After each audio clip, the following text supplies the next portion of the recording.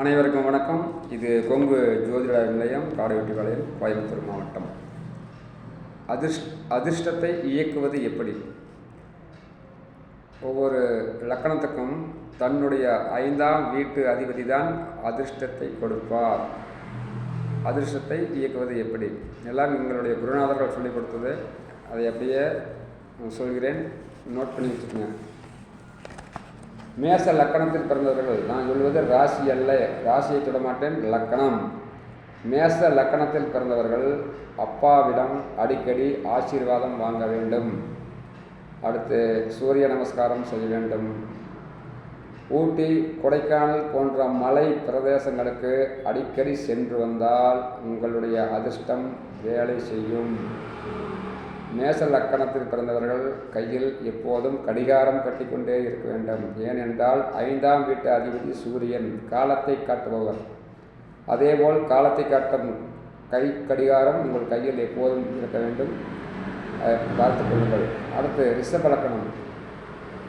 ஏழை கன்னி பெண்களுக்கு வருடத்தில் 2 முறை துணிமணி வாங்கி கொடுத்தால் உங்களுக்கு அதிர்ஷ்டம் வேலை செய்யும்.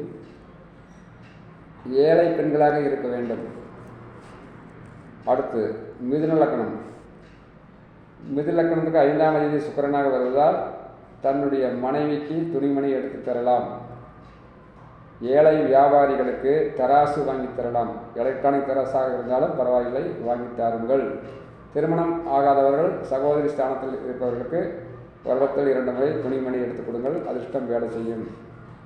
கடக லக்கணத்துக்காரர்கள் குளம், குட்டை, நீர் இந்த மாதிரி இடங்களுக்கு அடிக்கடி போயிட்டு வந்தால் உங்களுடைய அதிர்ஷ்டம் வேலை செய்யும். ஸ்ரீவாஞ்சியம் போய் வர வேண்டும். குளத்தில் குளிக்க வேண்டும், உங்களுடைய அதிர்ஷ்டம் வேலை செய்யும். அடுத்து சிம்மம். சிம்ம லக்கணத்துக்காரர்கள், உங்களுடைய லக்கணத்துக்கு 5ஆம் அதிபதி குருவாக வருவார். குருவை இயக்க வேண்டும். ஜீவசமாதி கோயிலுக்கு அடிக்கடி சென்று வாருங்கள், நன்மை நடக்கும்.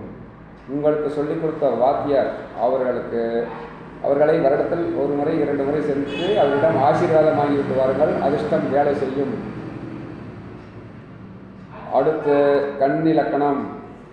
கன்னி லக்கணத்துக்கு 5ஆம் அதிபதியாக சனி பகவான் வருவதால் வராகி அம்மன் வழிபாடு சிறப்பை தரும். அடுத்து அவனாசியப்பனை வழிபடலாம். அவனாசியில் இருக்கும் அவனாசியப்பனை வழிபட்டால் உங்களுக்கு அதிர்ஷ்டம் வேலை செய்யும். மகரம் என்பது சலவை தொழிலாளியை குறிப்பதால் சலவை தொழிலாளிகளுக்கு ஏதாவது உதவி செய்யுங்கள், அல்லது உங்களுடைய துணிமணிகளை நீங்களே அயன் பண்ணாமல் சலவை தொழிலாளிகளிடம் கொடுத்து அயன் பண்ண சொல்லுங்கள். அவர்களுக்கு அதுக்குண்டான கூலியை கொடுங்கள், உங்களுடைய அதிர்ஷ்டம் வேலை செய்யும்.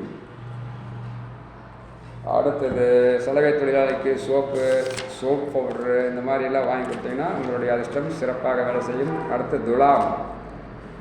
துலாம் அப்படிங்கிற லக்கணக்காரர்களுக்கு 5ஆம் இடம் கும்பமாக வரும்.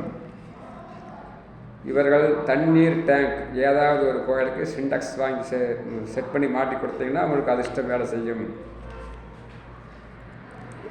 கோயில்களுக்கு குடம் வாங்கி தரலாம், தானமாக கொடுக்கலாம். இந்த மாதிரி பானை தானம், மண்பானை, குடம் இந்த மாதிரி கோயில்களுக்கு வாங்கி தந்தால் உங்களுடைய அதிர்ஷ்டம் வேலை செய்யும். அடுத்து விருச்சிகம். விருச்சிக லக்கணத்துக்காரர்கள் 5ஆம் இடம் மீனமாக வருவதால் அது ஒரு நீர் ராசி. அடிக்கடி கடலில் நீராடி கொண்டு வந்தீர்கள் என்றால் உங்களுக்கு அதிர்ஷ்டம் வேலை செய்யும். மீன் சாப்பிடுவதை தவிர்த்து விடுங்கள், மீனுக்கு உணவு வாங்கி கொடுங்கள். மீனை நீங்கள் உணவாக சாப்பிடுவதை விட மீனுக்கு நீங்கள் உணவு வாங்கி கொடுத்தால் உங்களுடைய அதிர்ஷ்டம் வேலை செய்யும். அடுத்து தனுசு லக்கணத்தில் பிறந்தவர்கள் பழனி போக வேண்டும். லக்கணத்துக்கு 5ஆம் அதிபதி செவ்வாயாக வருவதால் பழனி அடிக்கடி சென்று வாருங்கள். திருத்தணி போயிட்டு வாருங்கள், நல்லது நடக்கும். குன்று இருக்கும் இடமெல்லாம் போகலாம், போய் வழிபட்டு வந்தால் உங்களுடைய அதிர்ஷ்டம் வேலை செய்யும். அடுத்தது மகரம். பிரதோஷம் சிறப்பை தரும். ஏன்னா மகரத்துக்கு 5ஆம் இடம் ரிஷபமாக வர்றதுனால, ரிஷபம் என்பது காலை, பிரதோஷம் அப்படிங்கிறது அந்த நந்தி வச்சு தான் பூசை செய்கிறாங்கிறதுனால மகர லக்கணத்துக்காரர்கள் ராசியில் லக்கணத்துக்காரர்கள் பிரதோஷ வழிபாடு மிக சிறப்பை தரும்.